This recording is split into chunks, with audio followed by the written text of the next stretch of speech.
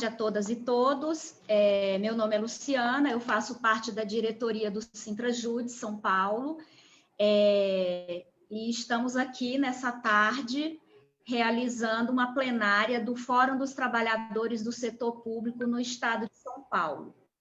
Esse fórum é composto por cerca de 14 entidades de todo o setor, todo o funcionalismo público do Estado de São Paulo, federal, estadual, municipal, várias categorias unidas na construção das nossas lutas para enfrentar essas políticas neoliberais dos governos, tanto federal como estadual, como municipal. Então, nesse primeiro momento, nós faremos essa live com o César Linelli e a Adriana Estela, que vão conversar conosco sobre a PEC 32, vão nos dar informações a respeito do PL 529 aqui do governo do Estado de São Paulo, que também é uma proposta de desmonte dos serviços públicos. Então, nessa tarde, nós vamos ter essa live, e após a live teremos um segundo momento, também pelo Zoom, onde faremos uma plenária, onde faremos uma discussão entre nós para traçar os rumos, os caminhos e as estratégias para a nossa luta de enfrentamento a essas medidas que têm como mote principal destruir os serviços públicos e colocar a população em condições ainda muito mais precárias. Então, eu convido a todas e todos a compartilhar essa nossa live pelo Facebook, na página do Fórum dos Trabalhadores e Trabalhadoras do Setor Público no Estado de São Paulo. Compartilhe com seus amigos, com quem você puder, para que essa nossa conversa, esse nosso debate tenha um grande alcance e que possamos dialogar com o maior número de pessoas possível. Há muita fake news, há muita informação mentirosa a respeito desses projetos, a respeito dos serviços públicos, a respeito dos funcionários públicos, a respeito das pessoas que prestam os serviços públicos. Então, é importante, muito importante, que nesse momento cada um de nós se aproprie desse debate, desse tema, para que tenhamos argumentos para conversar, para dialogar com a população na defesa dos serviços públicos. Nós precisamos esclarecer para a população o que de fato significa esses projetos, que vêm maquiado com defesas de grandes instituições privadas, de grandes empresas, de grandes bancos, dizendo que é para a melhoria e para a modernização do Estado brasileiro. Não há absolutamente nada de moderno nesses projetos. É tudo velho, é tudo muito velho, muito antigo. É uma política secular, é uma política que privilegia os mais ricos, que privilegia as elites, o grande empresariado e os bancos. Nossos palestrantes deixarão claro para cada um de nós aqui que está participando dessa live o que de fato significam esses projetos. Tá? Então, agradeço a participação de todos e vamos chamando nossos colegas, nossas colegas, companheiras e companheiros para participarem dessa live. Agora eu passo a palavra para a Bianca, trabalhadora do IBGE, que vai coordenar essa live junto comigo. Boa tarde, Bica. A palavra é sua. Boa tarde, Luciana. Bom, gente, só para dizer que é um prazer a gente estar aqui para receber, pena que nas circunstâncias sobre ataque, né, mas sempre bom a gente ver todos os trabalhadores se articulando. É importante essa luta, a gente tem muita briga pela frente, não vai ser fácil, mas não é impossível, né? E agora a Luciana já deu aí uma breve introdução, já falou um pouco sobre o fórum. Então, acho que eu vou partir logo para a gente não se alongar muito, vou partir logo para apresentar os nossos convidados.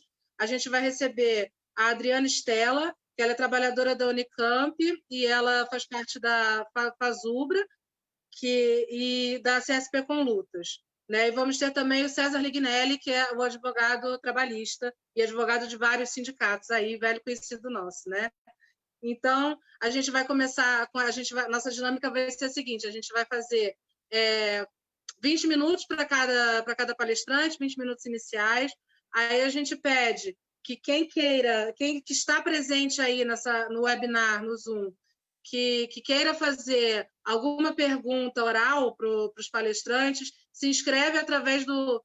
Vai ter uma opção aí de perguntas e respostas, que é Q&A, Questions and Answers, né? Na perguntas e respostas, você pede inscrição para você poder fazer a pergunta e a gente pede que seja pergunta mesmo, os comentários, as colocações, as avaliações, a gente vai fazer isso na plenária. Né? Então, agora, nesse momento, depois das considerações iniciais e durante também, né, dos palestrantes, vocês podem se inscrever para isso e quem quiser pode ir também fazer as perguntas lá no chat no chat do Facebook, né? Que a gente vai tentando organizar aqui e compilar e repassar, juntar essas perguntas para os palestrantes. Então, é isso. A gente vai começar com a Adriana. Adriana, 20 minutos para você. Eu aviso com 10, com 5 e com 1, tá bom? Obrigada. Aqui, deu certo. Obrigada. Primeiro, eu queria agradecer a participação, dizer que é muito importante para a gente da CSP com Lutas participar desse debate. A construção dessa plenária, ela faz parte de um processo mais amplo, que é a construção de um Dia Nacional de Lutas, envolvendo aí o conjunto do funcionalismo, como já foi apresentado, né? A gente tem a pretensão de juntar os servidores do Estado, os servidores do município, e os servidores federais. Mas o ataque que está acontecendo com a classe trabalhadora, ele é global. Para a gente, é bastante importante que, para além do funcionalismo, a gente envolva também os demais setores que estão em luta e que estão prontificados aí para fazer esse processo de luta.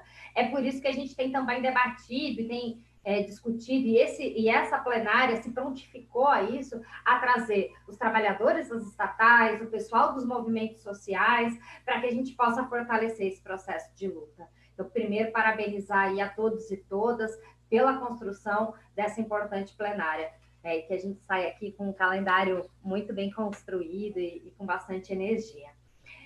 Sobre a conjuntura, eu acho que, assim, para começar, é importante a gente dizer que dentro desse cenário de crise internacional que a gente vive, onde a gente tem a crise do capitalismo, como uma crise econômica, a crise política aqui no Brasil, uma crise social, e agora a crise sanitária também, todos esses processos intensificados e de maneira bastante dura para a classe trabalhadora, a resposta do governo Bolsonaro, ao invés de promover a nossa saúde, ao invés de garantir uma quarentena adequada de 30 dias, com uma remuneração decente para a classe trabalhadora, o que o governo Bolsonaro faz, na verdade, é justamente o contrário.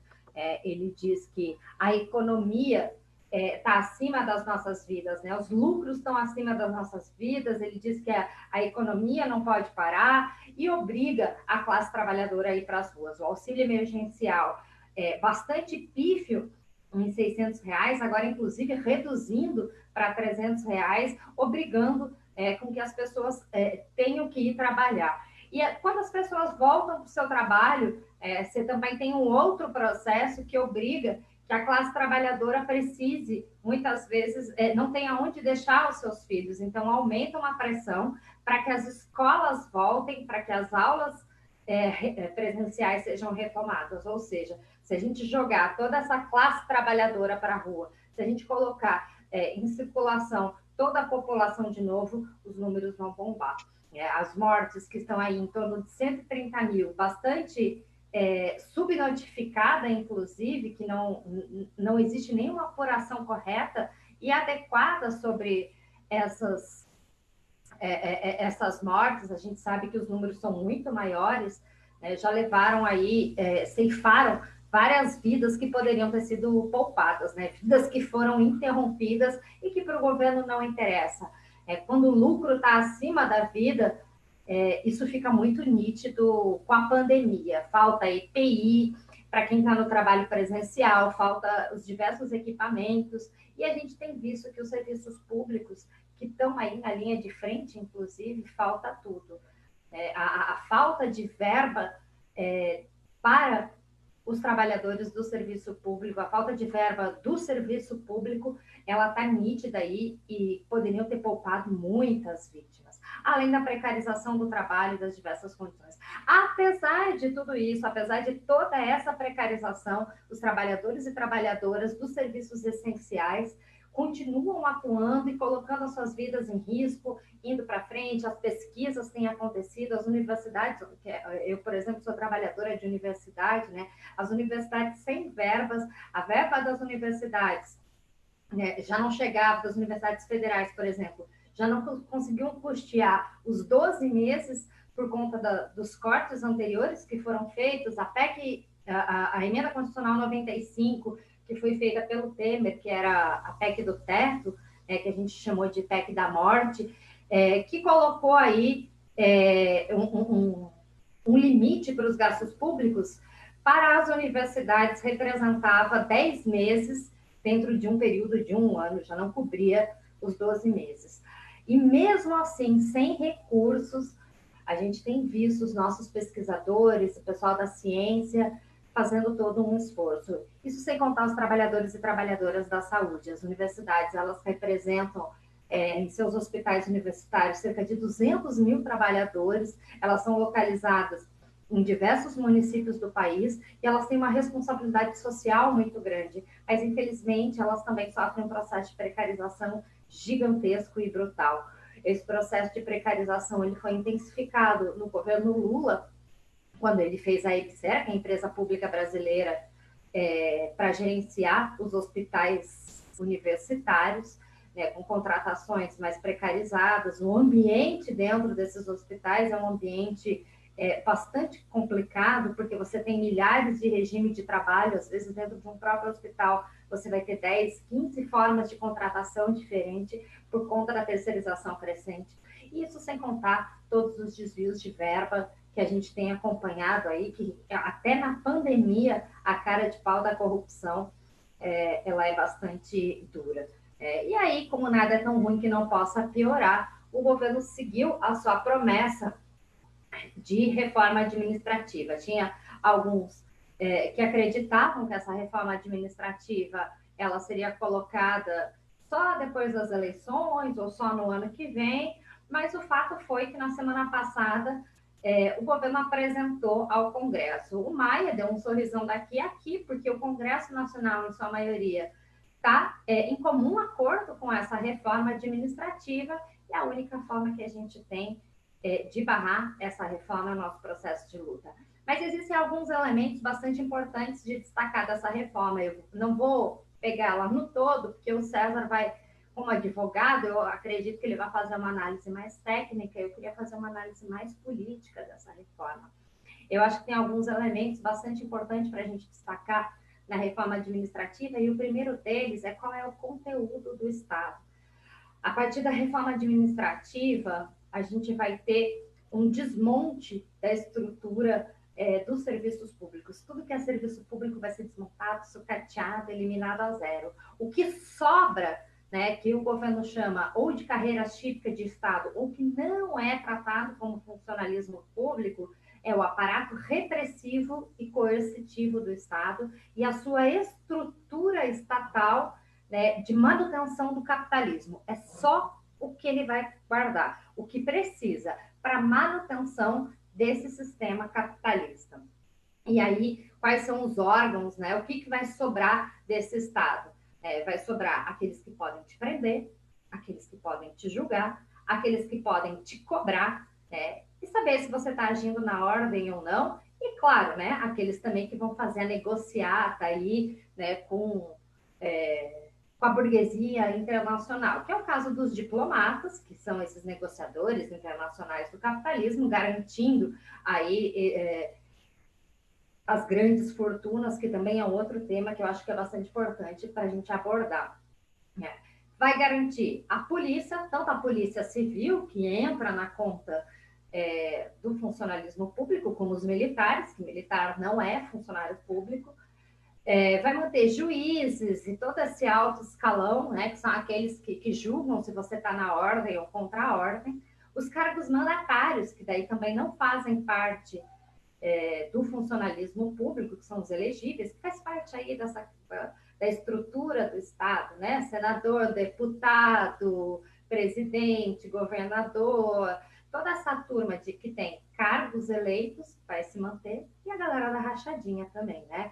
Os cargos políticos, os cargos de assessoramento, né? Todos essa turma aí que faz parte da rachadinha agora vai ganhar até um nome mais chique. Antes chamava cargo em comissão, agora vai chamar assessoramento e liderança. Ou seja, tem uma perspectiva bastante grande de que essa turma aí, né, aumente.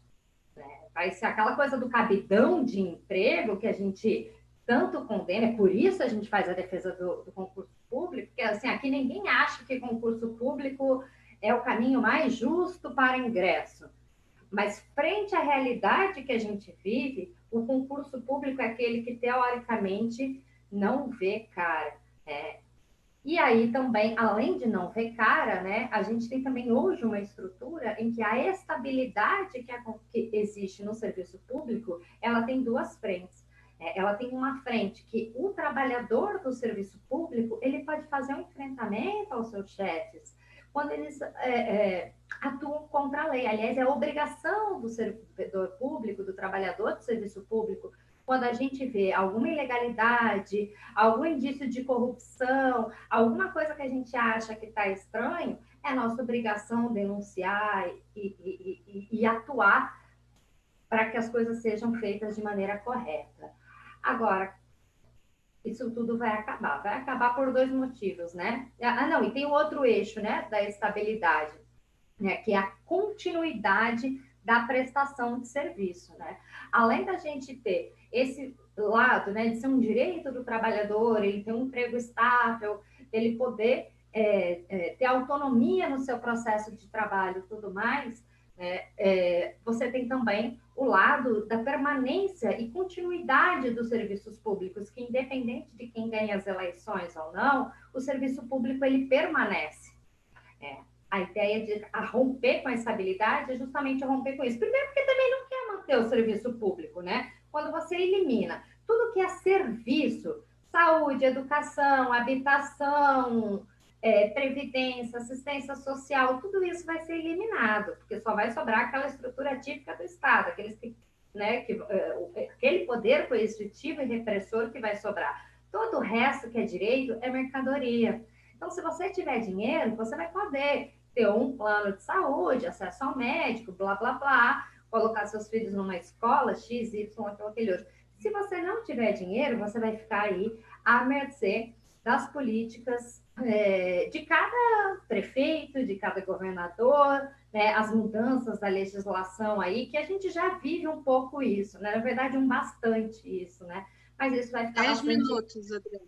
Mas isso vai ficar bastante intensificado com a reforma administrativa. E claro que para poder garantir esse desmonte, essa desestruturação do Estado, né, através do seu discurso através do seu projeto ultraliberal que o Paulo Guedes apresenta, né, além de chamar a gente de parasita, isso, aquilo, aquele outro, de dizer que colocou uma granada no nosso bolso e tal, o governo conta milhares de mentiras e fake news, né, como a Luciana já abordou, inclusive, né? Uma delas é que a gente ganha super bem. Aliás, tem vários dados e muitos estudos sendo realizados mostrando que isso não é verdadeiro. Um deles, né, que eu queria até chamar a atenção e trazer aqui, é que metade, é um dado de 2018, mas não mudou muito até hoje, né? Metade dos trabalhadores do funcionalismo público recebem até 3 salários mínimos, o que na época dava R$ 2.900. É um valor, assim, baixíssimo. né? Aliás, quando você se compara as mesmas profissões, a gente vê que existe uma diferença entre o setor que diz que a gente ganha muito mais que o setor privado, né? A gente vê que a diferença entre o nosso salário e o salário do setor privado é de 8%, enquanto a média internacional é de 121%. Agora, olha que esses 8% é justamente o que? O FGTS. Então, que é o trabalhador da iniciativa privada, seletista, tem um FGTS, onde o recolhimento mensal é de 8%, ou seja, a gente tem uma equiparação de custos, digamos assim, né, entre os trabalhadores. E em nível salarial, uma diferença muito baixa. Mas o governo quer romper com isso, quer acabar com o regime jurídico único, que a gente chama, né, que seriam os trabalhadores estatutários. E aí o governo diz que não vai atingir os novos, né, que só vai atingir os novos, na verdade, né, que não vai atingir quem já está na mesma historinha da reforma da Previdência, da reforma trabalhista, o papinho é o mesmo, né, tipo assim, deu certo uma vez, vamos continuar. Só que se você elimina o estatuto, você já vai ter aí diversas consequências. Né? Aliás, tem um dado bizarro do governo na apresentação dele, que ele fala assim, o trabalhador do serviço público gasta muito, porque ele fica na folha tal, aí ele vai ficar 29 anos trabalhando, 20 anos recebendo aposentadoria e mais 11 anos pagando pensão. Se eu só posso me aposentar com 60, se eu receber 20 anos de aposentadoria, eu já vou ter 80 quando eu morrer. Aos 80 anos, eu não consigo ter um filho de 7 anos que vai receber a minha pensão por mais 11. Não consigo entender essa lógica do governo distorcida, sabe? Tipo assim, nem para os caras fazer uma simulação decente, né? Então, assim, é muito bizarra a forma como eles distorcem os dados. Mas existe um problema também bastante profundo que a gente vê com as mulheres, né? Apesar de todas essas situações, as mulheres continuam sendo as mais atacadas. Hoje, né, quem está no teletrabalho, por exemplo, a gente sofre de maneira demasiada, né, porque daqui a pouco a gente está aqui na plenária, aqui na live, mãe, vem me limpar, e sai do meio do trabalho, sai disso daqui, tem que arrumar a casa, não sei o que e tal, as crianças dentro de casa, os cuidados dos idosos. Para quem é mulher, o teletrabalho piorou a vida de maneira hard, assim, né? Uma maneira muito intensa da dificuldade, da sobrecarga de trabalho. É claro que também esse momento de pandemia, ele é importante, é essencial, mas assim, os aspectos psicológicos, as condições, elas têm sido cada vez mais afetadas. Isso sem contar o problema do assédio moral, porque quando a gente chegava em casa, era um momento de relaxar e descansar, né? Agora é o chefe que está dentro da minha casa. Todos os dias o meu chefe está aqui dentro, está me aloprando, está mandando eu cumprir produtividade, isso, aquilo, aquele outro. E aí eu não tenho mais esse ambiente. A minha cadeira não é uma cadeira adequada, eu não tenho um mouse para poder trabalhar, porque eu não tenho uma estrutura dentro de casa. Nossas casas, elas foram projetadas para ser os nossos lares, os espaços de descanso. Isso sem contar aqueles trabalhadores e trabalhadoras, que é a grande maioria da classe trabalhadora, né, que moram em cubículos, 20, 30, 40 metros quadrados, com um monte de gente dentro de casa, você não tem um ambiente adequado. E ainda por cima, você tem que dividir o computador com o filho, o celular com o filho, com filha, com o marido, com vó, mãe, enfim, porque está todo mundo, né, utilizando esses recursos. E quem está no trabalho presencial, aí é brutal o problema, né? A USP fez um estudo, né, com os trabalhadores do hospital, para estudar a questão da transmissão. Daqueles trabalhadores da UTI que trabalham diretamente com os pacientes de Covid, 6% ficaram contaminados. Entre os trabalhadores terceirizados do hospital, 45% foram contaminados. O que isso significa? Que a transmissão do vírus, ela não se dá porque você trabalha direto ou indireto. Ela se dá porque você não tem EPI, porque você tem que ficar pegando ônibus lotado, porque dentro da sua casa você não tem estrutura, porque a gente não tem água potável para o conjunto da classe, e é por isso que quem está morrendo, quem são esses 30 mil, é a classe trabalhadora. É a classe trabalhadora que é a pior prejudicada e que está sendo mais contaminada. Mas ao invés de resolver esse problema, de criar as condições essenciais para a classe trabalhadora, o governo Bolsonaro quer decretar a nossa morte. Por isso que a gente diz que é o governo genocida, e é por isso que a gente levanta a bandeira do fora Bolsonaro, fora Mourão, né? E no caso nosso aqui também do serviço público, fora Paulo Guedes, fora essa reforma administrativa, a Maia, toda essa turma aí que quer nos atacar, né? Mas é importante também a gente ver que, apesar dos discursos, né? Dória fazia um discurso todo diferente, vários governadores estaduais diziam, não, aqui a gente respeita a pandemia e tal, aí vem Dória agora atacando a gente, né? E em especial o serviço público, e no caso aqui do estado de São Paulo, é o PL 259. O PL 259 ele vai extinguir, né, 10 órgãos que são ou autarquias ou fundações, né? Eu até tenho aqui uma relação. É a Fundação do Parque Zoológico de São Paulo, que ele quer privatizar, a Fundação para o Remédio Popular, ou seja, cortar o remédio popular, a Fundação Oncocentro de São Paulo, que é o pessoal que atua, né, fazendo pesquisa e estudos sobre o câncer, o Instituto Florestal, o CDHU. Um minuto, Adriana. Oi, já? Aí, enfim, tem aí uma lista, não vai dar para entrar, então, aí no PL. Mas aí eu acho que é importante a gente fazer essa reflexão nesse momento, depois eu posso até colocar no chat a lista para complementar, né? De que se o Estado brasileiro está em desmonte, se esse Estado está a serviço de uma pequena minoria, que são os bilionários, e depois no debate a gente vai entrar um pouco sobre eles, nós precisamos questionar a estrutura do Estado. Que a reforma administrativa seja para a gente chegar à conclusão de que nós não precisamos deste Estado. O que nós precisamos é uma ruptura completa e construir uma outra sociedade. Uma sociedade que olhe para a classe trabalhadora, uma sociedade que garanta serviços públicos, gratuitos e de qualidade. E o nome dessa sociedade é socialismo. Obrigada aí a todos, a gente segue o debate. Como você queria falar um pouco sobre o PL 529, vai mais 5 minutos, pode ser, para você explanar mais um pouco? Pode, deixa eu só aqui abrir a tela. Tá, ó, sobre o PL 529, né, o que eu queria apresentar aqui um pouco,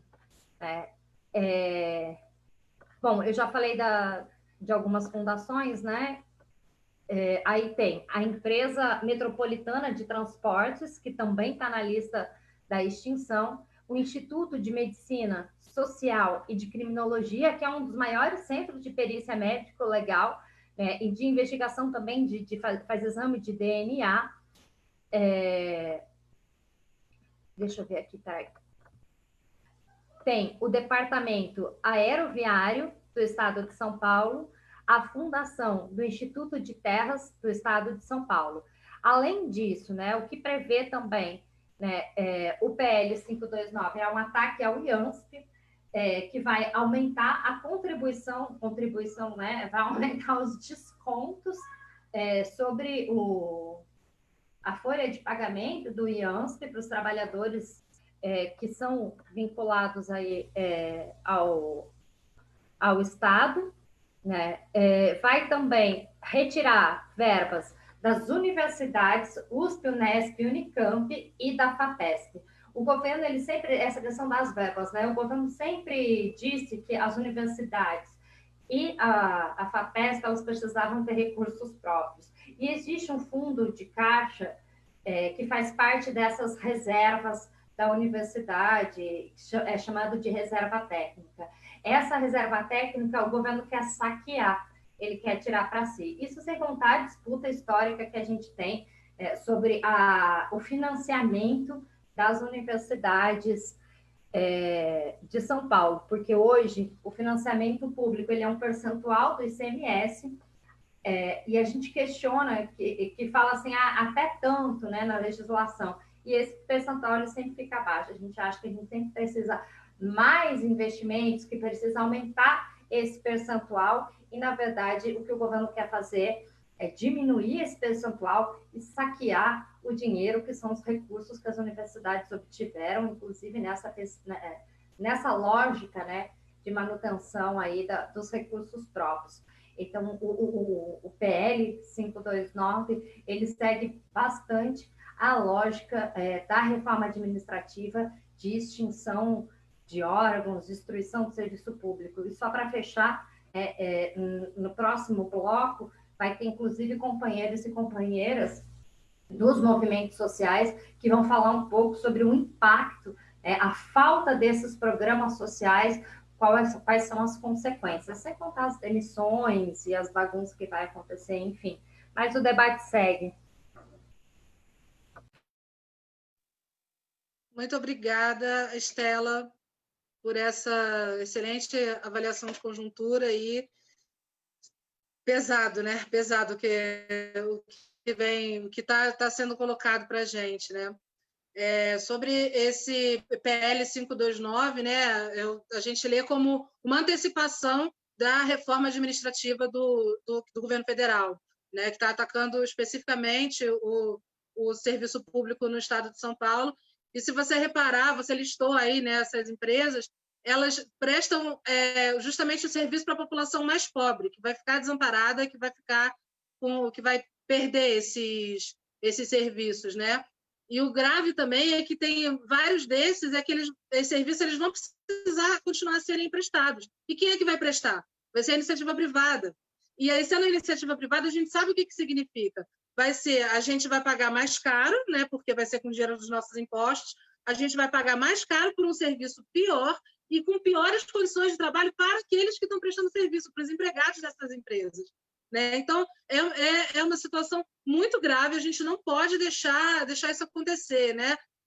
Aliado nesse PL 529, o pessoal que vai falar na nossa plenária, eu imagino que eles vão abordar isso também, que aliado a esse 529 tem um projeto de reestruturação da Secretaria de Agricultura do Estado, que pretende simplesmente acabar com as casas de agricultura de todo o Estado, que hoje elas têm em todos os municípios, já está muito precarizada, elas já estão num processo de muito tempo de precarização, mas mesmo assim elas prestam assistência técnica de extensão rural muito importante, principalmente para a agricultura familiar, e ela simplesmente vai acabar. E aí vai ser quem tem dinheiro para pagar uma assistência privada, tem, quem não tem, fica sem. Né? E se a gente sabe que 70% da nossa alimentação vem da agricultura familiar, então a gente vê o tamanho da importância que é a gente brigar contra esses ataques também no nível estadual. Né? Gostaria agora também de passar a palavra para o César Lignelli. Né, César? 20 minutos, qual é a tolerância aí? 20, 25, 30, aí que eu sei que tem muita coisa para falar. E a gente avisa com 10 minutos, com 5, com 1, tá bom? Então, pode ir, César. Você me ouve, Bia? Sim, ouvimos. Legal, beleza. Então tá. Gente, boa tarde. Saudar todo mundo, saudar a Adriana. Ela já antecipou bastante coisa que eu eventualmente falaria, obviamente com muito mais brilhantismo do que eu. Saudar a Luciana, minha grande companheira, a Bia, minha grande companheira, todo mundo que está assistindo aí, que está no Facebook ou no Zoom, né? Na realidade é o seguinte, a gente, para poder falar, a ideia é eu falar um pouquinho sobre a emenda 32, a proposta de emenda 32, que é a reforma administrativa. E é indiscutível que essa emenda 32, ela não é um raio no inicial de brigadeiro. A gente vive numa conjuntura extremamente complexa. E acho, inclusive, que é meio que quase que indiscutível que desde a redemocratização a gente vive talvez no momento mais adverso para os trabalhadores, não só para os trabalhadores, mas aqueles também mais vulneráveis, né? Que envolve os três poderes. Envolve o poder executivo, envolve o legislativo e envolve o judiciário. Evidentemente, envolve o judiciário. Para quem acompanhou as falas do ministro Fux, que foi empossado agora como presidente do tribunal, sabe muito bem disso, né? E o objetivo deles, o objetivo central disso é a redução do Estado mesmo, não há dúvida disso, né?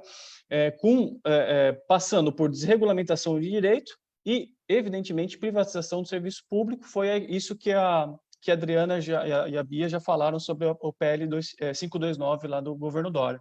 A única diferença do Dória e do Bolsonaro é que o Dória está enviando um projeto de lei. O Bolsonaro enviou uma proposta de emenda à Constituição para o ato administrativo para poder extinguir tudo que é órgão público que a gente possa imaginar. Então, essa é a diferença entre os dois, né?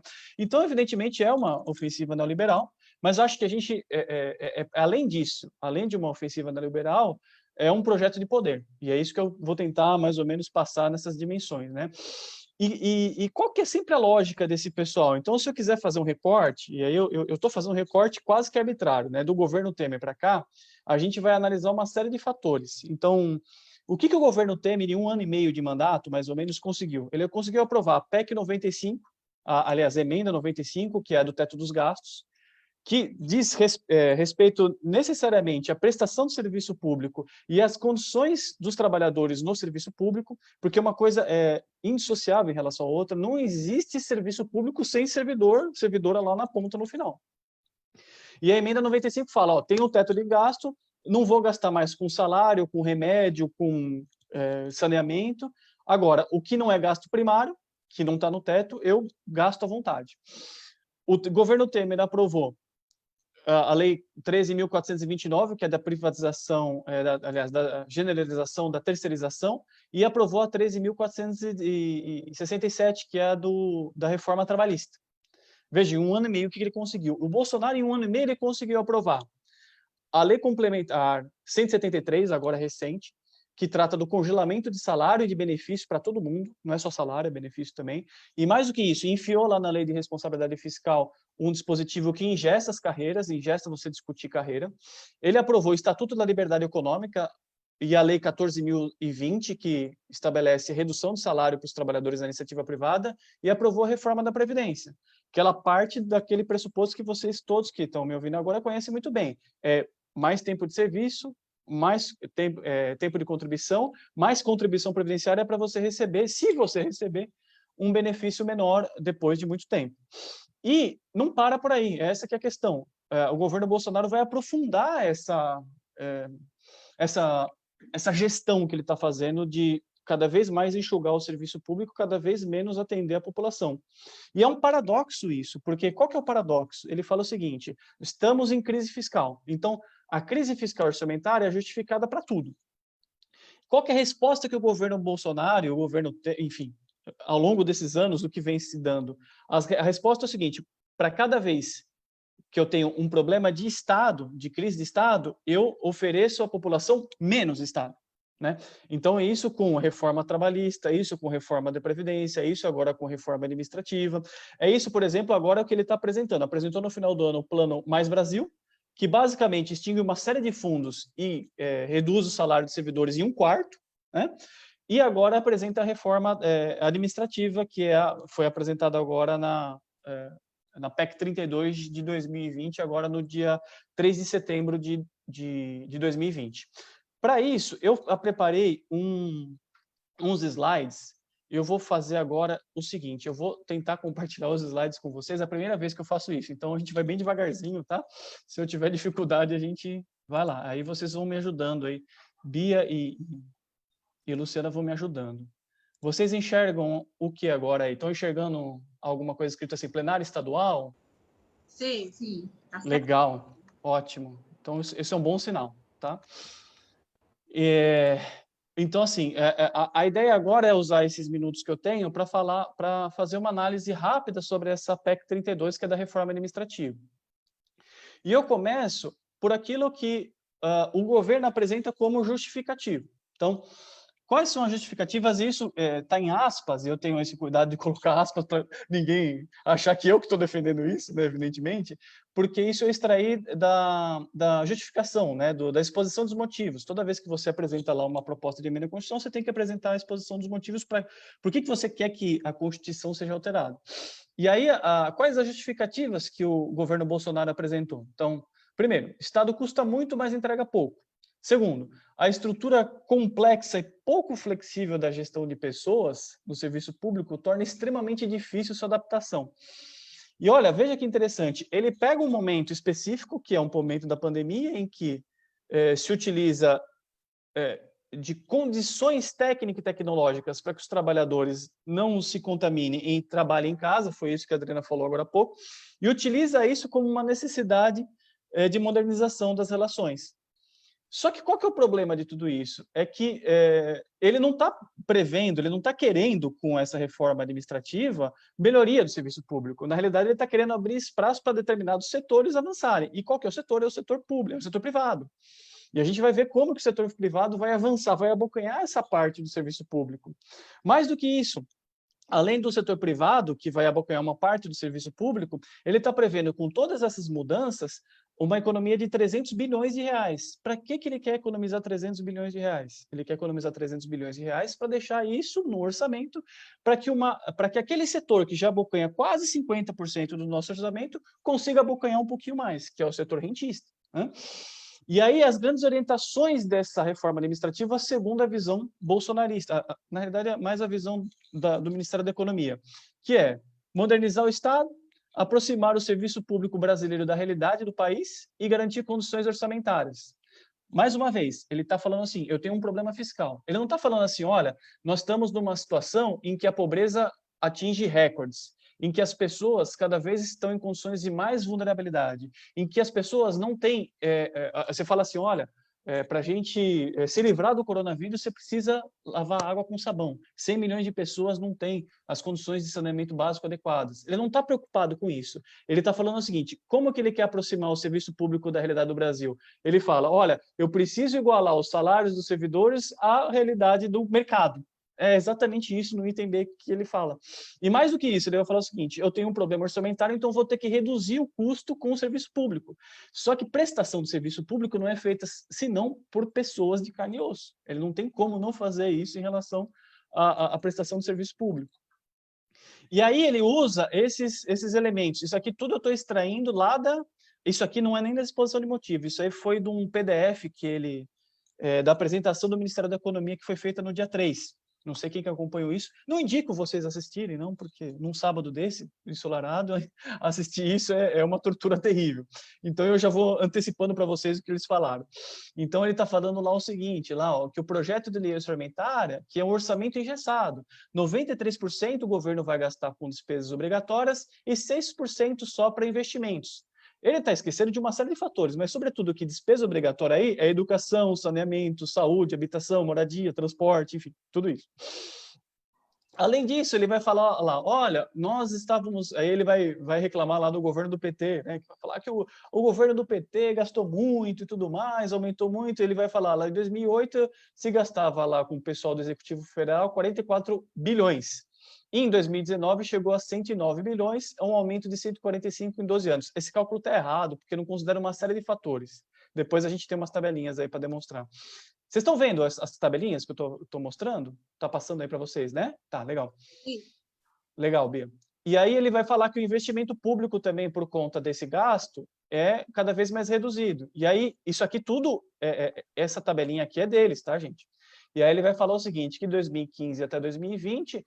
a perspectiva de investimento público cada vez menor. Passa lá para essa quantidade aqui de... Por conta disso, ele passa para essa possibilidade de gastar quase 7% só que ele teria do orçamento disponível. E aí ele fala, olha, tenho menos escolas, tenho menos hospitais, vou ter menos estradas, menos casas. Só que o que ele desconsidera é que tudo isso é feito por pessoas, né? Não adianta eu construir uma escola bonita se eu não tiver professor lá para dar aula, assim como hospitais. E eu não tenho como construir casas, estradas sem o trabalho dos trabalhadores e das trabalhadoras, né? Evidentemente. E aí, isso aqui é tudo falso. Por que é tudo falso? Porque ele esconde qual que é o principal gasto da União. E daqui a pouco a gente vai ver qual que é o principal gasto da União. Se ele quiser mais dinheiro para investimento, ele pode tirar de outro lugar, que a gente vai ver de onde que ele pode tirar, evidentemente ele não vai tirar, né? E qual que é o fundamento teórico da reforma? Isso aqui eu também extraio da exposição de motivos. Ele fala lá o seguinte, ó, quanto ao segundo eixo considerado para a elaboração da medida, a necessidade de aproximação do serviço público brasileiro à realidade do país, lembra que eu falei? Ele não está interessado em melhorar o serviço público, ele está interessado em, aspas, trazer a realidade do serviço público à realidade do Brasil. O que é ele? O que ele está dizendo com isso? Reduzir o salário dos trabalhadores ao salário, em tese, dos trabalhadores do serviço público para a iniciativa privada. De onde que ele tira esse dado? De onde que ele fala assim, olha, os servidores estão recebendo muito, são tudo ricaços, né? A Bia, por exemplo, tem mansões, tem jet skis, iates e tudo mais. A Luciana, então, mora aí, sei lá, ela tem a casa em Paris dela, ela está fazendo aqui só... Ela está só de brincadeira aqui, né? Nessa live num sábado ensolarado. De onde que ele tira isso? De um documento do Banco Mundial que é intitulado da seguinte maneira: um ajuste justo, análise da eficiência e equidade do gasto público no Brasil. Então, ele pega um dado do Banco Mundial para falar que vocês, servidores, ganham muito dinheiro, e aí vocês vão ter que reduzir os seus ganhos para se equiparar à condição dos trabalhadores da iniciativa privada. Qual que é o grande problema desse documento? O grande problema desse documento do Banco Mundial é que, para ele falar que o servidor ganha muito, ele utiliza o salário de promotor, de procurador do Ministério Público e do juiz. Aqui, ó. No judiciário. Esse aqui é o dado esse documento que o governo fala que utilizou. Eu peguei lá o documento e estou registrando aqui para vocês. O que fala esse documento do Banco Mundial? Que o pessoal do judiciário recebe R$30 mil em início de carreira. Luciana, você que é do judiciário, você conseguiu receber R$30 mil de início de carreira?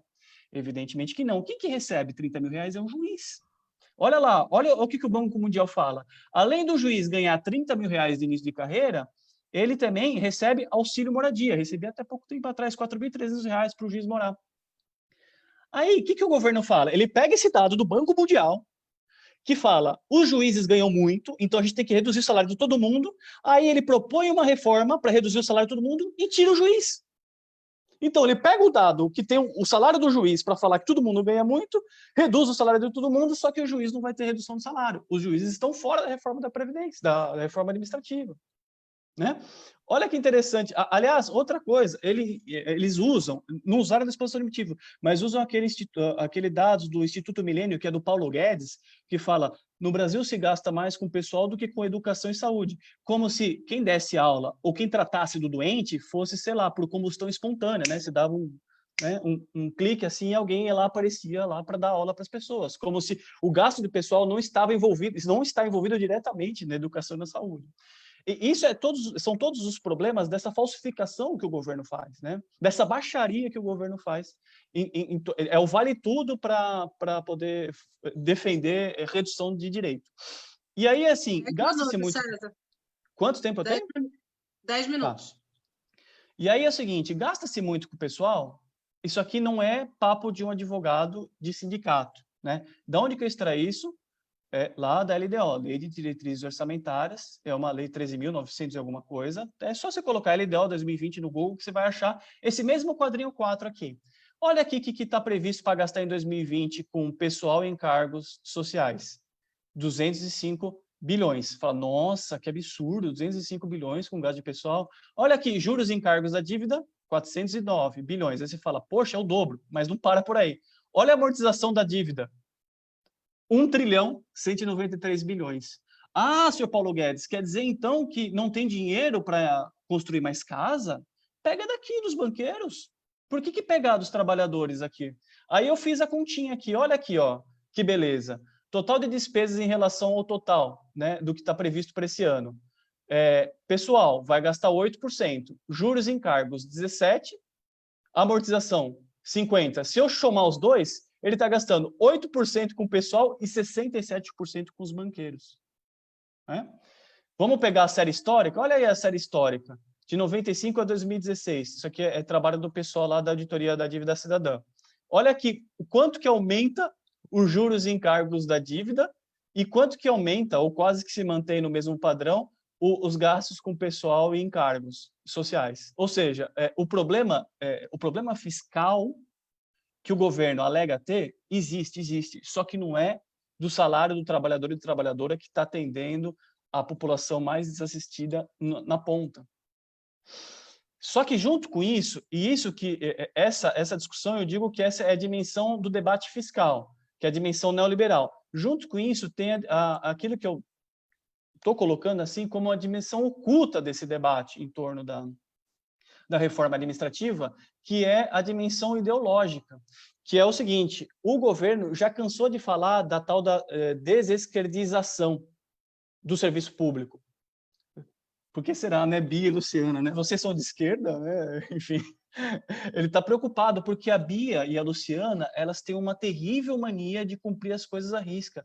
Elas têm uma terrível mania de colocar em prática aquilo que elas acham que, de fato, para aquilo que de fato serve o judiciário, para aquilo que de fato serve o IBGE, para aquilo que de fato serve o IBAMA, o INCRA, o INPE, né? Esse pessoal, ele dá problema para o Bolsonaro. Esse pessoal fala que tem desmatamento.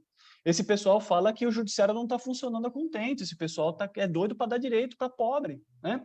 E aí o governo federal, ele tem essa dimensão ideológica de que ele entende que aquela dimensão profunda do serviço público está enraizada de esquerdistas, né? Está enraizada de pessoas que, de alguma maneira, acham que, de fato, devem levar o Estado ao bem-estar social, que é o que está escrito na Constituição de 88, e justamente por isso ele constrói um plano, e aí daqui a pouquinho eu vou falar como que ele construiu esse plano, para tirar vocês do jogo e para colocar pessoas dele. Não é à toa que essa PEC está sendo chamada de PEC de rachadinha. E assim, isso tudo ele vai se concentrar na proposta em si. Então, até agora, a gente meio que tratou da teoria. O que trata a proposta em si? E aí eu trago para vocês a discussão da proposta. A primeira coisa essa proposta é uma primeira fase. Então, para quem acha que a gente resolve o problema aqui com a PEC 32, está enganado, vem muito mais coisa pela frente. Olha lá, o governo mesmo, ele tratou... Estão vendo aí, né? Fase 1, fase 2, fase 3, né? Bia, tá vendo? Sim, estamos vendo. Legal, legal. Então, a fase 1 é essa PEC. A fase 2, o que ele vai fazer na fase 2? Ele vai apresentar um monte de projetos de lei para tratar de gestão de desempenho, para tratar de consolidação de cargos, diretrizes de carreira, modernização das formas de trabalho. Isso aqui, quando você ouvir modernização de formas de trabalho, é precarização, pode ter certeza. PL dos arranjos institucionais, isso aqui é um perigo. E o PL do ajuste do Estatuto do Servidor, que é o novo RJU. E depois vai ter uma fase 3 com um projeto de lei complementar também, que é o projeto de novo serviço público. Ou seja, tudo aquilo que a gente entende que é serviço público, e sobretudo a relação do servidor com a administração, esquece, vai ser tudo, né? Parece que tem um alemão lá no século XIX que falou que no capitalismo tudo que é sólido se desmancha no ar, né? Parece que fez um sucesso aí os livros dele, não tenho certeza, mas enfim. E o fato é que está tudo se desmanchando no ar mesmo. E quais são, então, as propostas objetivas? Então, vamos lá. Primeira proposta, mudança lá no artigo 37 da Constituição, que fala dos princípios da administração pública. Ele inclui uma série de princípios lá, uma verborragia danada. Eu vou parar só nesse aqui da subsidiariedade. O que é esse princípio? Porque hoje, né, a Constituição fala que a administração tem que ser regida pelos princípios da legalidade, impessoalidade, imparcialidade, moralidade, publicidade e eficiência. A imparcialidade não está, não, é nova também. Eu esqueci de colocar em vermelhinho. Mas aí depois ele vai acrescentando todos esses em vermelho. Mas o que é a subsidiariedade? É um princípio que fala o seguinte: toda vez, o Estado, aliás, só vai atuar quando a iniciativa privada não estiver atuando. Então, o Estado tem que deixar o livre mercado funcionar, né, a mão invisível do mercado que vai resolver todos os problemas de todo mundo. E quando o mercado não quiser atuar naquele tipo de atividade, aí o Estado é que vai entrar. Então, se a gente levar isso ao limite da radicalidade, evidentemente, a gente pode falar assim, ó, já que tem plano privado de saúde, já que tem escola particular, o Estado só vai atuar se eventualmente for necessário, né? Esse é um primeiro problema. 5 minutos, César. Tá, eu vou pedir mais 5, tá? Segunda proposta, os novos vínculos do trabalhador com a administração. Então, a gente tinha, em tese, até hoje, a gente tem, em tese, basicamente 2 vínculos do trabalhador com a administração pública. Primeiro, o emprego público, que é o pessoal lá que é seletista, mas, enfim, de alguma maneira, ele vai quebrar com isso, mas tem algumas garantias, que é o pessoal do Banco do Brasil, Caixa Econômica, metrô, não sei se tem algum metroviário hoje assistindo, Sabesp, Petrobras, enfim, Sociedade de Economia Mista e Empresa Pública. E tem o cargo público, né, que é o estatutário, que é a maior parte dos servidores, né, sobretudo os federais. Ele abandona essa lógica. Então, ele propõe 4 novos vínculos. Primeiro, ele mantém o emprego público, mas com várias restrições, a gente vai ver qual que é o seletista. Segundo, Aí não vai ter mais aquele cargo público da forma que a gente conhece hoje. Vai ser cargo público com vínculo indeterminado. Como que esse servidor vai acessar esse cargo público? Ele vai ter que prestar um concurso. Aí ele vai prestar o concurso. A administração vai chamar um monte de gente. Vamos supor que a administração chame 100 pessoas classificadas. Aí esse cara vai ficar 1 ano trabalhando lá num vínculo que ele é chamado vínculo de experiência. Se ele tiver um desempenho satisfatório, sabe-se lá como que a lei vai tratar disso, ele vai ser investido num cargo público. Sem estabilidade. Não tem mais estabilidade para esse vínculo. O que acontece com esse servidor? Primeiro, esses 100 caras que foram chamados para o vínculo de experiência vão ter, ao final, direito, se tiverem desempenho satisfatório ou não. Você pode ter 100 caras que entram no vínculo de experiência e você pode ter uma vaga. Aí são 100 que vão lutar entre si para conseguir essa uma vaga para investidura. Os outros 99 estão fora. Deu o período de experiência, estão fora. Vão embora. Não tem FGTS, não tem nada. Não tem seguro-desemprego, nada. Tchau. Segundo, o cargo típico de Estado, que a Adriana já falou um pouco para a gente. O cargo típico de Estado vai, basicamente, ele importa esse conceito do regime militar, daqui a pouco a gente vai ver. É um conceito também do Bresser Pereira, que fala o seguinte: o Estado tem um núcleo duro, esse núcleo duro não pode ser exercido por terceirizados ou por outras pessoas que não sejam agentes do Estado. Basicamente é fiscalizar, punir, legislar e fomentar.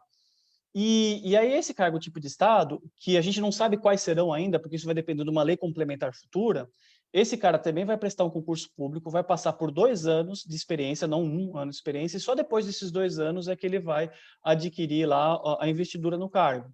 Aí ele vai ter que ter 1 ano ainda mais para fazer uma nova avaliação, e aí sim ele vai ter a estabilidade. Tá?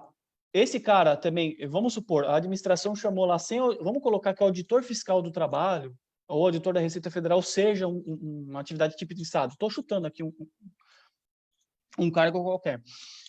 Vão chamar os 100 caras. Esses 100 caras vão ficar durante 2 anos. Vai ter vaga para 100? Não. Pode, dependendo da disposição, pode ter vaga para 10, para 20, para 1, para 15, para 50. Os outros 99, os outros 50 estão fora. Né? E o último vínculo que ele cria é o vínculo para o prazo determinado, que é um processo simplificado. Veja, é um concurso público, não sei, vai depender de uma lei. É tudo cheque em branco que o governo vai criar a forma. Pode ser uma provinha, pode ser uma classificação, pode, depende. E aí esse cidadão aí, esse trabalhador que vai entrar nesse vínculo por prazo determinado, em regra, na legislação trabalhista, até, enfim, você tinha situações específicas que se admitia o prazo determinado, que é uma necessidade temporária ou uma questão sazonal.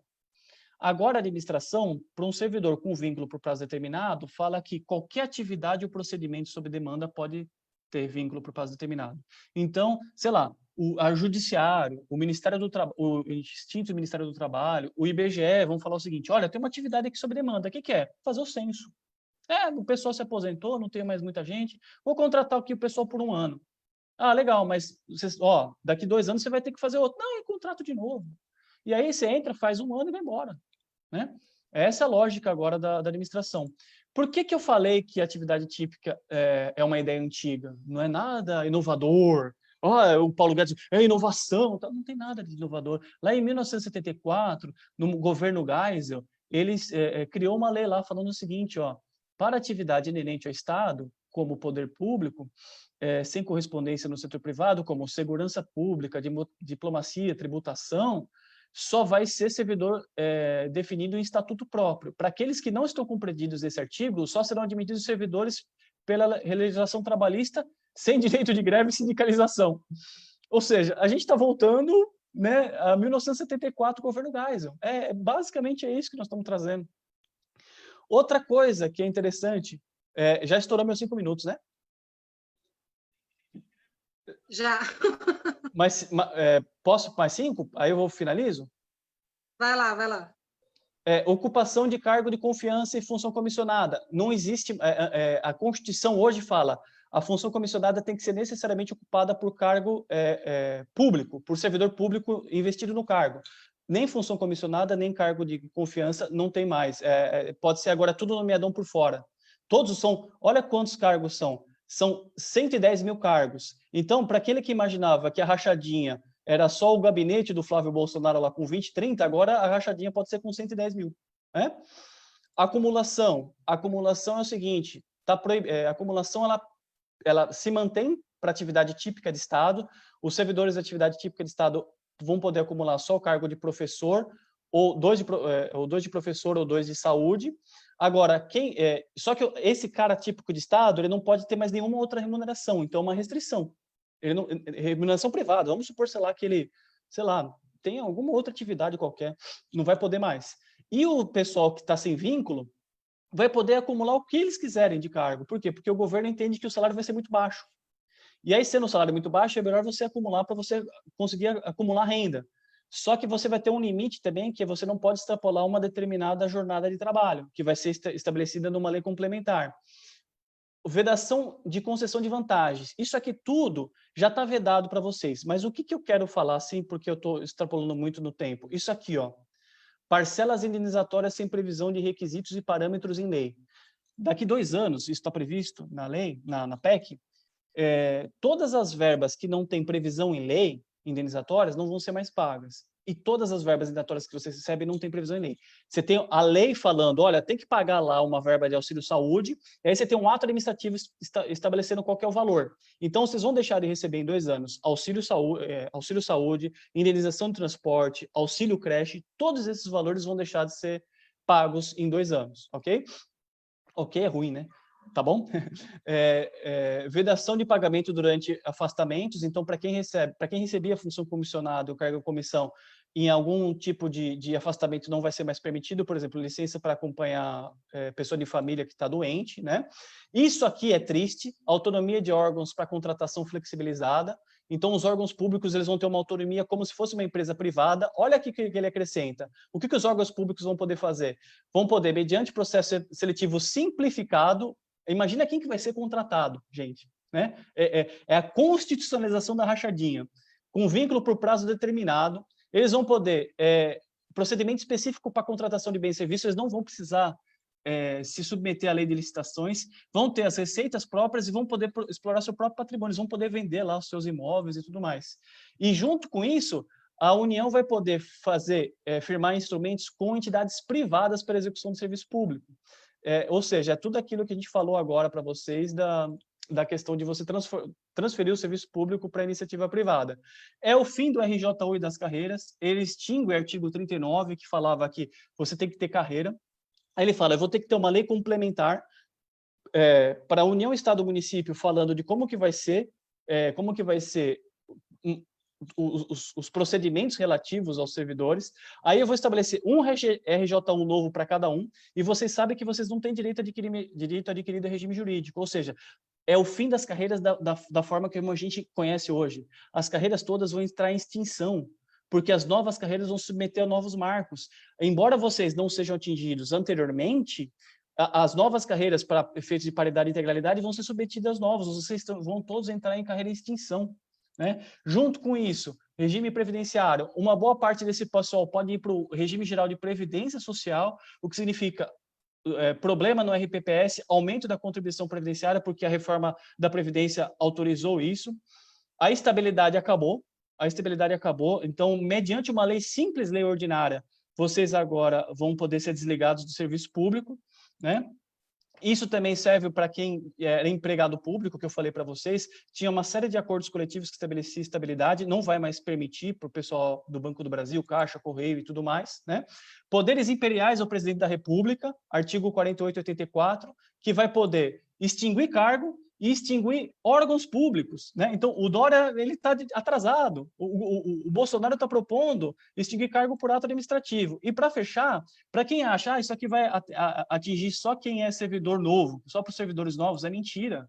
Olha aqui tudo que acontece com os servidores atuais. Vocês vão perder de imediato as funções comissionadas e cargos de comissão que só vocês podiam ocupar. Vocês não vão ter mais a possibilidade de acumular novos cargos para quem for atividade típica. Vocês vão perder a retribuição de função comissionada em afastamento. Vocês vão perder o direito ao plano de carreira, ao quadro de carreira. Vocês vão poder ser desligados. Quem exercer função comissionada e cargo de comissão por motivo político ideológico, porque ele fala que pode ser demitido por motivo político ideológico. Vão perder a garantia do cargo vocês vão perder aquela garantia do cargo que só podia ser extinto por lei, agora pode ser extinto por ato administrativo. Vão perder a possibilidade de concessão de novas vantagens e benefícios, porque você vai estar vinculado à nova carreira. Vão perder todas as parcelas indenizatórias em 2 anos e vão perder a possibilidade de não ser demitido, a não ser por uma decisão transitada em julgado. Portanto, pessoal, tudo isso indica que a gente vai ter muita luta pela frente, que se a gente não fizer frente a isso, não só vocês vão perder, mas o conjunto da população vai perder bastante com isso. E com isso, eu estourando todos os tempos que eu tinha, eu termino. Obrigado, viu? Obrigada, César. Essa PEC 32 é um grande golpe, né? Há algumas pessoas que acreditam que o Brasil foi redescoberto a partir de 2016, né? Então, é mais um golpe ao longo de todos esses anos. E como você colocou agora há pouco, nós estamos retrocedendo há 50 anos, né? Aquela fala do Geisel que você colocou aí na sua projeção. Quando eu já li boa parte da PEC, não li tudo como você, mas quando eu vi essa questão do estágio, eu me recordei de um fato. Uma vez eu estava à procura de emprego e eu tive a oportunidade numa operadora de plano de saúde. Então, para eu conseguir a vaga, eu teria que vender 3 planos de saúde. Caso contrário, caso eu não conseguisse os 3 novos clientes para a operadora, eu estaria eliminada do processo seletivo. Para mim seria muito ruim, mas para a empresa seria ótimo. Eu e outros tantos jovens na época, em busca do primeiro emprego, qualquer 1 ou 2 clientes que conseguíssemos para a operadora era fantástico para a operadora. E aí a vaga não ficava com ninguém, vinha outro e vinha outro. Então vai ser isso. Você vai ficar 1 ano no estágio para poder ser efetivado no cargo sem a estabilidade. Então, o que vai ser? Aquele servidor do IBAMA que aplicou uma multa naquele então deputado Jair Bolsonaro, se não tivesse uma coisa resguardada na Constituição Federal desta República, ele hoje estaria no olho da rua. Ele não está na rua, desempregado, por causa de um instituto chamado estabilidade, que não se presta ao papel de proteger, abonar ou resguardar condutas desidiosas, incompetentes de nenhum trabalhador ou trabalhadora do setor público. A estabilidade é uma prerrogativa para preservar a população, para evitar o que Jair Bolsonaro já está defendendo pelas redes sociais, para evitar que a cada gestor público que assuma o cargo municipal ou estadual ou federal, coloque os seus apadrinhados nos cargos públicos. Hoje acontece muito isso. Com o fim dos concursos públicos, com o fim da estabilidade, os serviços públicos retrocederão há muitos anos. As velhas práticas, as velhas formas de viver, as velhas formas de conviver, as velhas práticas do toma lá, dá cá, ficarão ainda mais exacerbadas.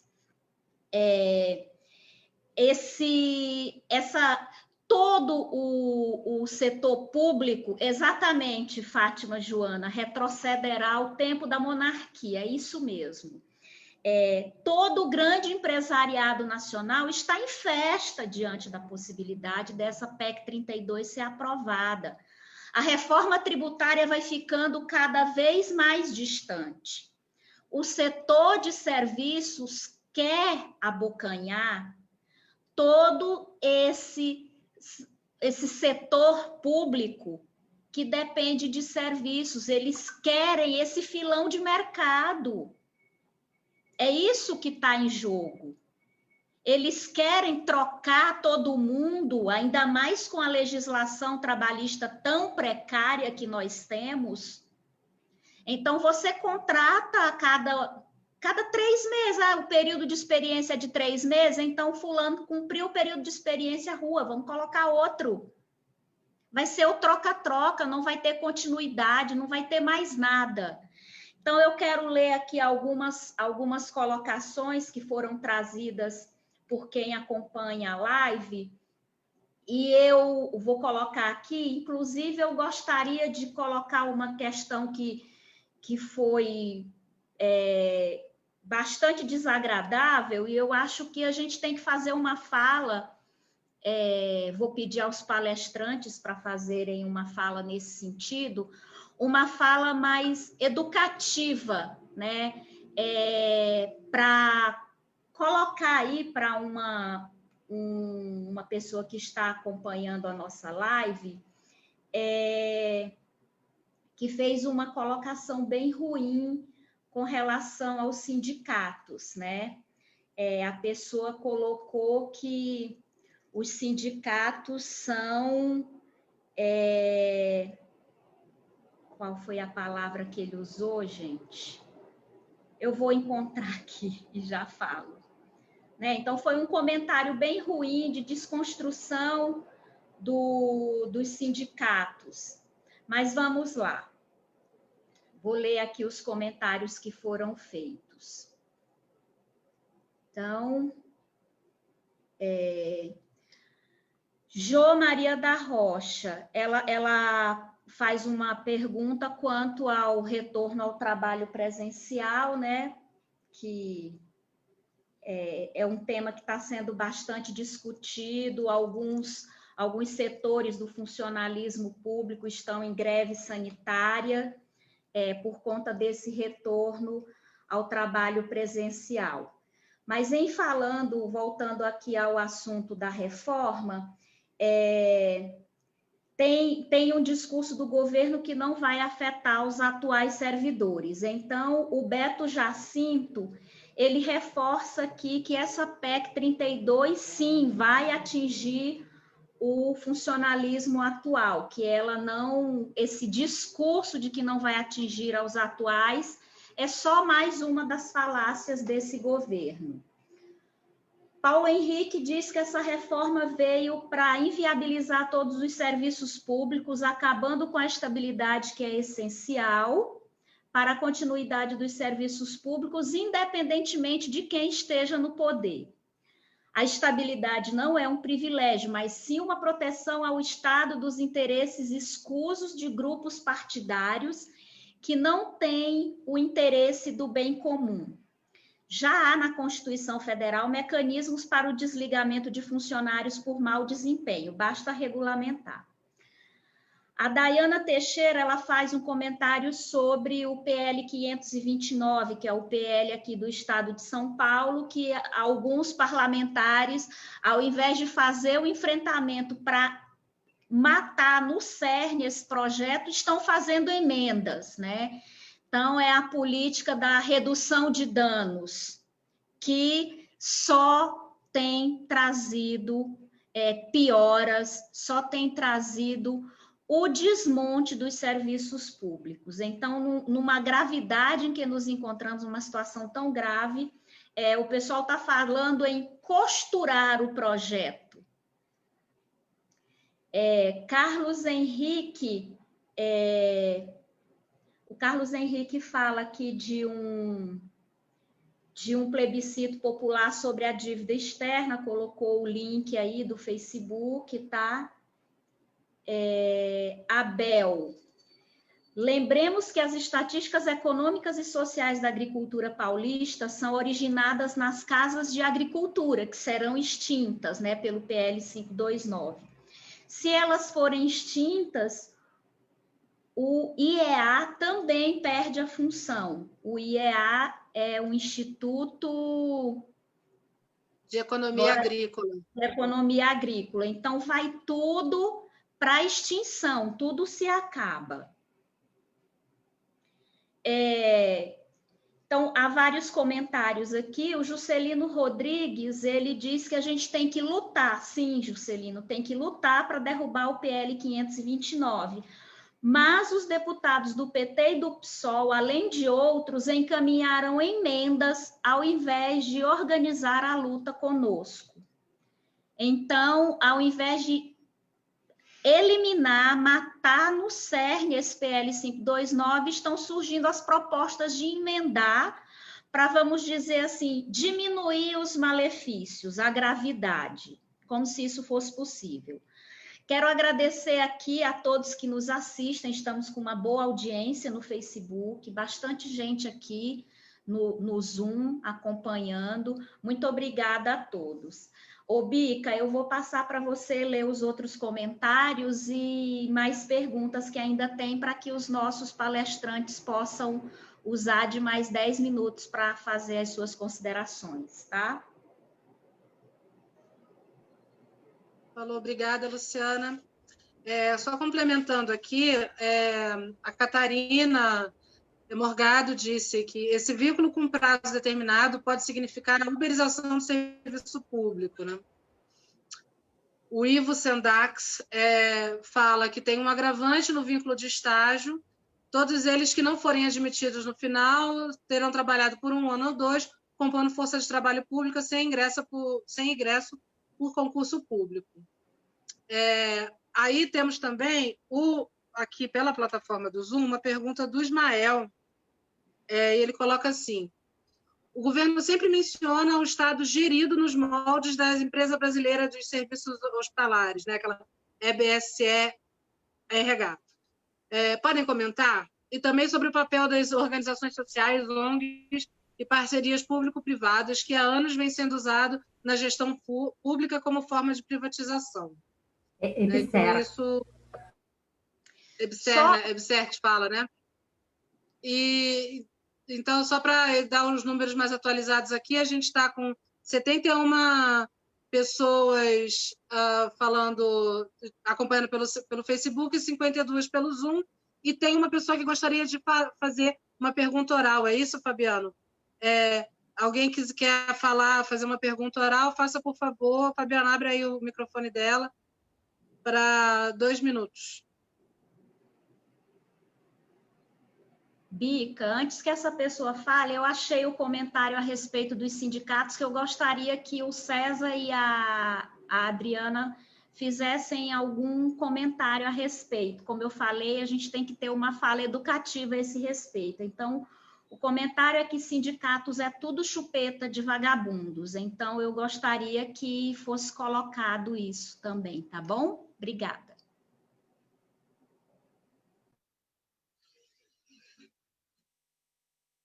Vamos ver aqui quem que está pedindo. Pedro Paulo Vieira de Carvalho está pedindo para fazer uma pergunta. Meu Deus. Fabiano, você consegue... É só ele abrir o microfone dele. Já está liberado. Tá, obrigada. Ok. Me ouvem? Sim, pode falar. 2 minutos, por favor, tá? Sim. Começando. Boa tarde a todos e a todas. Pedro Paulo, professor da Rede Pública Estadual, da Direção Nacional da Intersindical Central da Classe Trabalhadora e diretor da PUESP, que é o sindicato aqui dos professores da Rede Pública Estadual. Não vou abrir aqui um pouco, porque minha internet é um pouco gato, senão cai. Eu tenho medo disso.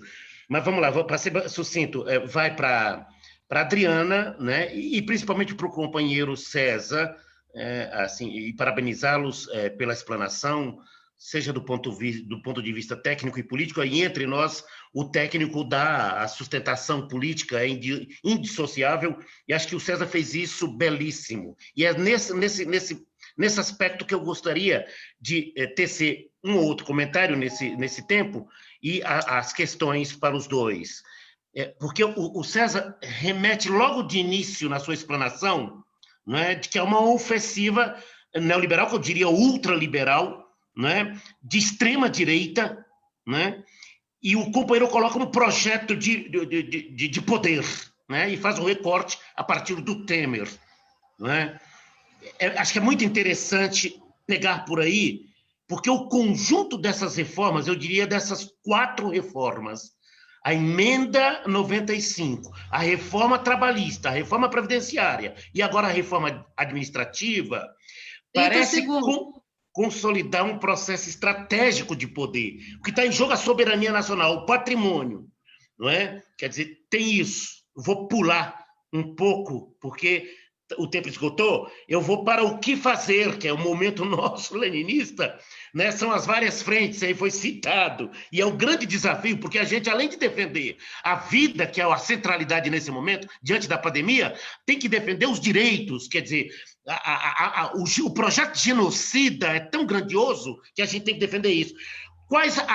Todas as frentes, a mais ampla unidade possível, porque há uma fragmentação, inclusive, do campo da esquerda nesse momento. Talvez o grande desafio, a grande tarefa, unificar todos, para que a gente possa, junto com frente parlamentar, com os meios jurídicos, Ministério Público Nacional, ver os expedientes, e a ação direta do ponto de vista da mobilização, ainda que encontramos dificuldade por conta da situação, são os desafios imensos que nós temos para barrar esses entulhos e a questão, porque o que está em jogo, de fato, concluindo, o que está em jogo é o patrimônio público, é a soberania nacional, é o modelo de Estado que está sendo reformulado, e eu gostaria, né, que os companheiras pudessem tecer comentários sobre essas questões.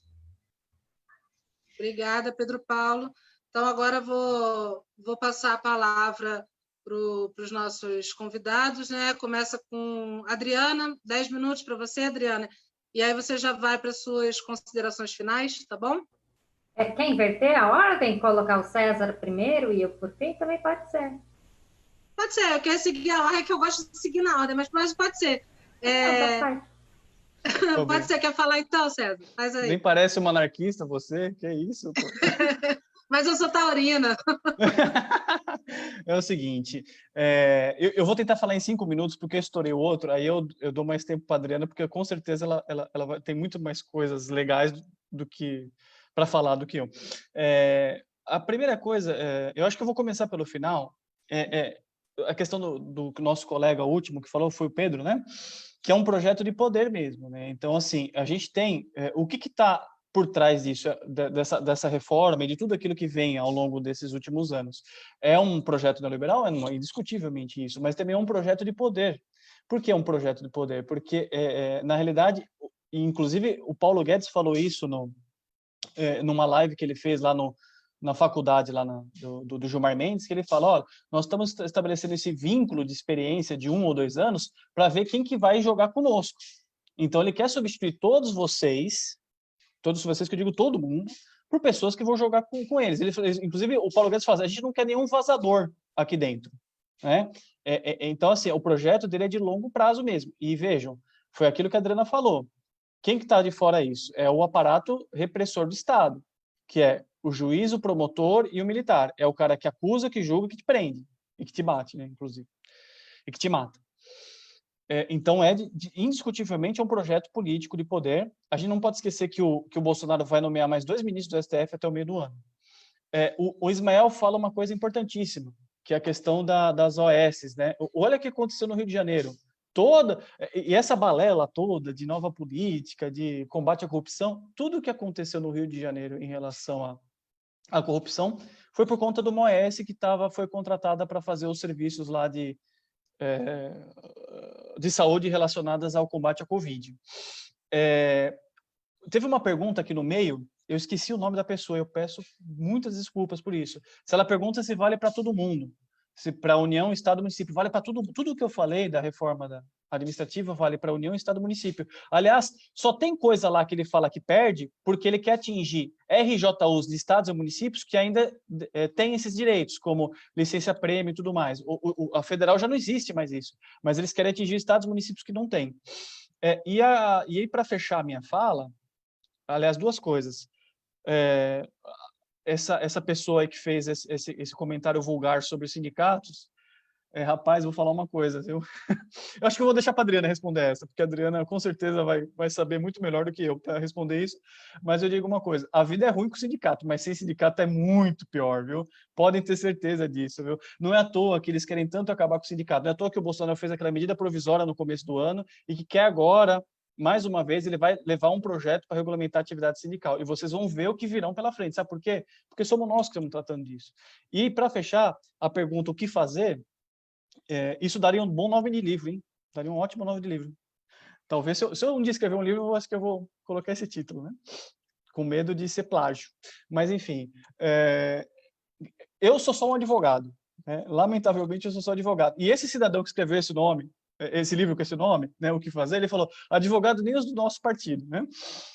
O que eu tenho que dizer para o seguinte, não tem outra alternativa senão uma mobilização ampla, geral e restrita de conjunto dos trabalhadores, porque isso está envolvido diretamente a prestação do serviço público, está envolvido diretamente como que o Estado vai funcionar. A gente não está tratando da licença-prêmio do servidor, a gente está tratando de como que vai se reorganizar o Estado, e é muito ruim como vai se reorganizar o Estado, e a gente tem que disputar isso, não tem jeito. A gente está perdendo a batalha da comunicação, é evidente, a gente sempre está perdendo, porque os aparatos dos grandes meios de comunicação estão nas mãos deles, né? Então, é um grande desafio, indiscutivelmente, mas eu tenho certeza que a classe trabalhadora tem muita força, que com muita organização, que a Bia me perdoe, mas com uma vanguarda, isso pode ir à frente, né? A gente pode fazer frente a esse tipo de ataque, tá bom? Obrigado, gente. Com isso eu finalizo aqui, deixo a palavra com a Adriana. Um grande beijo para todo mundo. Bia, Luciana e Adriana, obrigado pela paciência, viu? Muito obrigada, César, sempre bom. O ruim é que a gente só se encontra em momento de desgraça, né? Quero ver um dia que você vem falar para dar boa notícia para a gente. Porra, só fala de desgraça com a gente. Mas é sempre muito bom te ouvir. Muito obrigada. Então, agora, Adriana, por favor, você tem 10 minutos para as considerações finais. E realmente o César foi 4 minutos e meio que ele falou, hein? Bom, primeiro queria agradecer a presença de todos e todas, parabenizar, em especial, aí a fala do César, que eu achei bem boa, inclusive achei que complementou, né? A gente nem combinou, mas vários elementos eu acho que foram importantes. A questão da dívida pública, o César trouxe de maneira brilhante e mostra, né, como existe recurso, né? Metade do nosso orçamento vai para pagar os juros e a amortização da dívida. Mas, assim, não é só esse o dado que mostra que tem recurso, né? Por exemplo, o governo diz que gasta com servidores ativos 109 bilhões, mas só em isenções fiscais para 2020 ele está garantindo aí 331 bilhões. Ou seja, ou triplicava o nosso salário ou triplicava a estrutura do Estado. Onde tem um trabalhador, dava para ter 4, só com as isenções fiscais. As isenções fiscais a gente sabe bem quem que é, né? O velho da van, essa turma aí, não é o tiozinho da padaria. O tiozinho da padaria, do bar da esquina, né?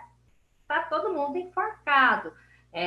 Mas a pandemia, ela não foi só beneficente com essa galera na corrupção aí das OS, como o César colocou, mas também com os bilionários, né? No Brasil, os 42 bilionários, só na pandemia, aumentaram a sua fortuna, também em valores que podia ir pagar 2, 3, 4 vezes o auxílio emergencial.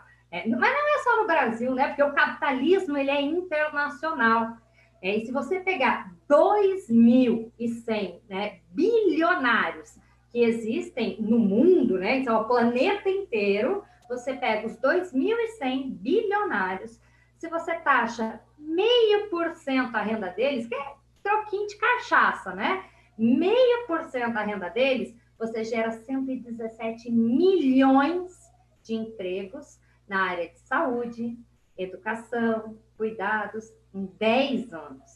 Então, olha só, a gente está falando sobre taxação das grandes fortunas, né? Mas se você pegar só a renda deles, o Jeff Bezos, por exemplo, que é o cara agora aí que subiu a fortuna para 200 bilhões, né? O que vale aí a 1 trilhão, né?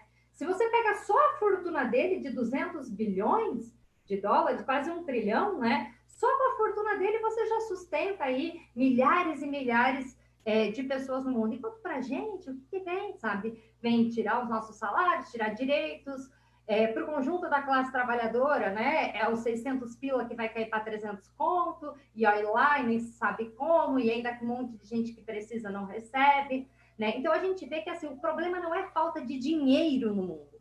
Riqueza existe. O problema é que essa riqueza está concentrada. Essa riqueza, ela está nas mãos de poucos. E aí, o Paulo Guedes, por exemplo, ele vai dar os exemplos assim, não, mas aqui nós queremos transformar no Chile, a Previdência, ele deu altos exemplos do Chile. O que aconteceu no Chile? Explosão. Galera foi para a rua o ano passado, a América Latina bombou. Se não tivesse tido a pandemia, eu tenho certeza que a gente já está todo mundo ocupando as ruas, as coisas explodindo cada vez mais. Mesmo com a pandemia, o mundo foi às ruas, aqui teve vários atos. Nos Estados Unidos, a gente viu o pessoal, vidas negras importam, tomando aí as ruas. E aí a gente pergunta, né, por que todas essas explosões? Porque não existe estado de bem-estar social. O bem-estar social que existe é o bem-estar da burguesia. É ela que tem. E este projeto de poder que foi colocado aqui é o projeto de poder da burguesia. A burguesia, né, fazendo a manutenção. E aí, no período de crise econômica, o que você deu com uma mão, você tira com as duas mãos, da rasteira, sabe? Você tira tudo. Então, assim, a gente não tem garantia nenhuma. Os penduricalhos do nosso salário, que a gente sempre falava assim, tem que tomar cuidado, porque pode perder. Tá aí, ó.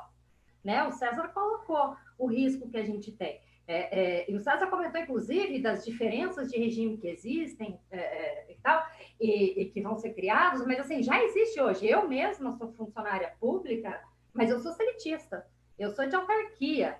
Né? Então, os selitistas não estão só nas empresas públicas, eles estão também dentro da estrutura. O tal do regime jurídico único, ele já não existe. Os direitos e garantias dos servidores públicos, a maioria já foi desmontado. E ele não começa com desmonte agora, ou com a emenda constitucional 95, não vem de Temer, não. Ele já começa muitos e muitos anos atrás.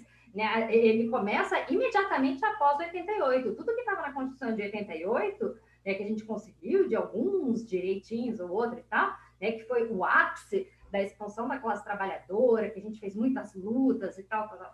Né? Aí o que acontece? Né? Vem a Constituição, abafa a turma e cola com um projeto neoliberal. Collor cai e vem quem? Vem FHC. Aí FHC já começa, né? O Bresser Pereira, que foi citado aqui, Lula, Dilma, todos eles promoveram ataques aos serviços públicos e retirada de direitos. A diferença é que agora, com esse projeto ultraliberal do Paulo Guedes e do governo Bolsonaro, isso vem de forma acelerada. E a galope é para destruir. E se eles querem destruir a estrutura dos serviços públicos, a gente tem que falar, e aí entra o Lenin, que vocês citaram, o que fazer? Bom, o cara que disse isso e que escreveu esse livro, ele fez uma revolução. Ele não ficou satisfeito com essa coisa aí que alguém colocou de fazer emenda, fazer reforma.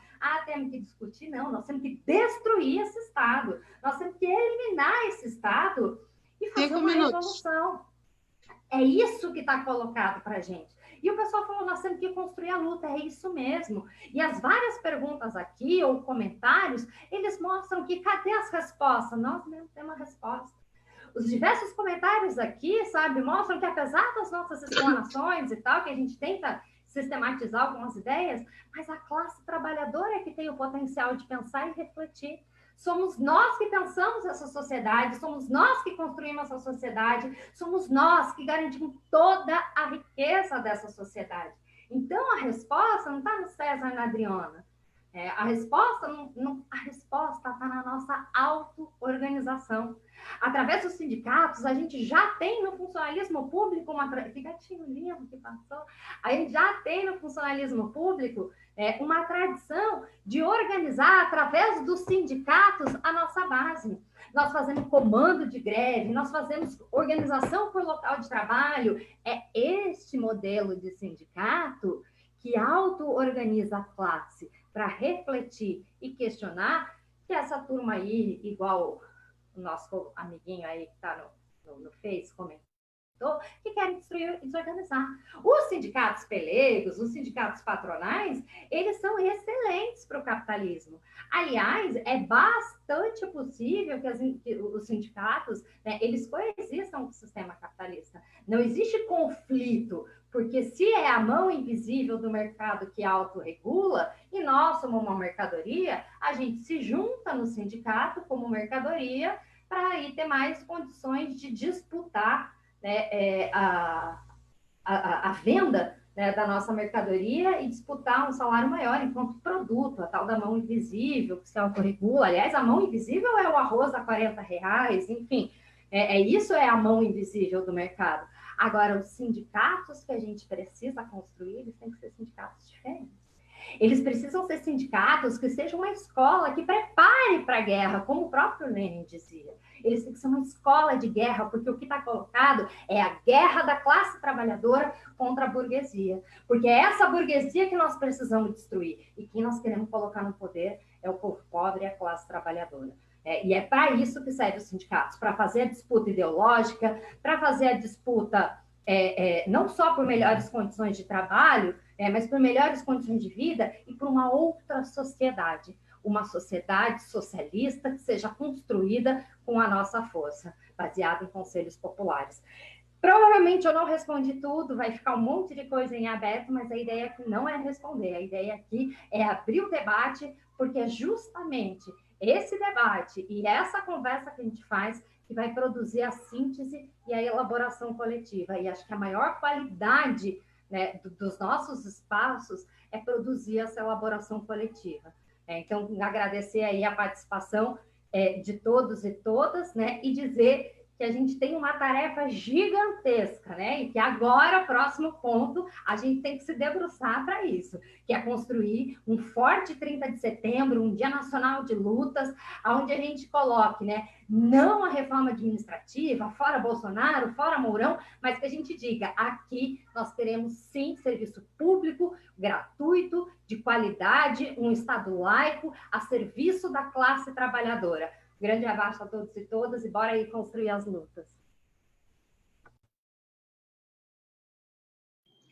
Muito obrigada, Adriana. Muito obrigada, César. Realmente muito, mas muito importante a discussão sobre essa reforma administrativa, sobre esse PL 529 aqui de São Paulo.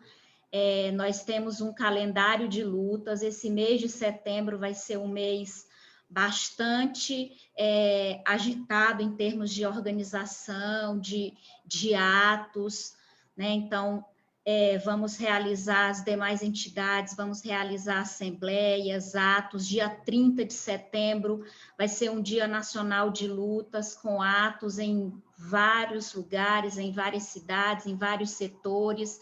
Nós do Fórum estamos construindo um ato híbrido, com quem puder estar na rua, participar, quem estiver em casa também participar. Já fizemos isso no mês passado, tivemos um ato no mês de agosto, um ato na Avenida Paulista, salvo engano, dia 26 de agosto, foi um ato nesse formato híbrido, deu muito certo, então a gente está pretendendo no dia 30 fazer um ato semelhante, mas com muito mais organizações, muito mais entidades, muito mais pessoas participando.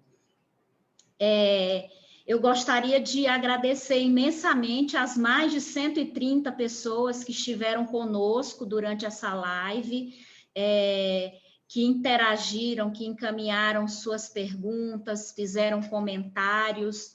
Muito obrigada a todas e todos. Reforço aqui a importância de entrarem na página do fórum, no Facebook, curtir a página, compartilhar essa publicação. Já criamos já temos uma página do fórum também no YouTube. Esse vídeo, dentro de pouco tempo, estará disponibilizado lá também. O material que o César usou na apresentação também será disponibilizado, até para servir como um material de estudo para nós, porque nós precisamos estar com todos os detalhes dessa reforma administrativa para conversar com as pessoas, porque há muitas dúvidas e há muitas informações por trás do que está ali, né? Então, como o César colocou, a PEC, na verdade, dá um cheque em branco para que os chefes dos poderes façam o que eles quiserem fazer a qualquer tempo, a qualquer hora. Então, nos apropriemos disso, desses documentos, a gente tem que estudar, tem que apreender as informações que estão lá, para fazermos um debate muito franco, muito fraterno e muito fundamentado. Eu agradeço aqui a todas e todos, um grande abraço, mais uma vez, obrigada. Eu passo a palavra para a Bica, para ela se despedir de todos e dar as últimas informações. Obrigada, Luciana. Então, só primeiro para avisar que a gente teve uma média de 130 participantes ao longo dessa, tanto no Facebook quanto aqui na plataforma do Zoom, nesse webinar, toda essa tecnologia nova aí que a gente está aprendendo a usar, e convidar todo mundo que está aqui e também que convidem outros, tanto a curtir nossa página do Facebook, compartilhar nossas publicações, e também a participar da plenária que a gente vai começar em seguida. A gente já postou ali no comentário do Facebook o link para essa plenária. Entrem lá, porque agora que a gente vai, a partir dessas informações que a gente teve com a Adriana e com o César, para a gente conseguir planejar a nossa resistência, né? Como a Luciana falou, o mês de setembro foi tirado como um mês de luta de todo o funcionalismo, né? Então, a gente tem algumas atividades já programadas. Essa atividade do fórum faz parte desse calendário do FONASEP, que é o Fórum Nacional das Entidades que representam os servidores federais. E a gente, nessa plenária aqui, a gente vai, a partir dessa plenária, a gente vai organizar os nossos próximos passos, né? E debater e conversar sobre isso, tudo que a gente ouviu agora. E então, deixando o recadinho, precisa sair dessa... Quem está no Zoom, não para a galera que está no Facebook, mas para quem está acompanhando pelo Zoom, precisa sair dessa sessão e entrar na outra, que o Fabiano já colocou aí no chat do Zoom e a gente já colocou lá nos comentários do Facebook, tá bom? Então, até daqui a pouco, a gente já vai começar e vamos todos nos juntar e a gente vai derrubar esse PL 529 e essa PEC 32 aí. Só a luta muda a vida, gente. Até daqui a pouco. Tchau.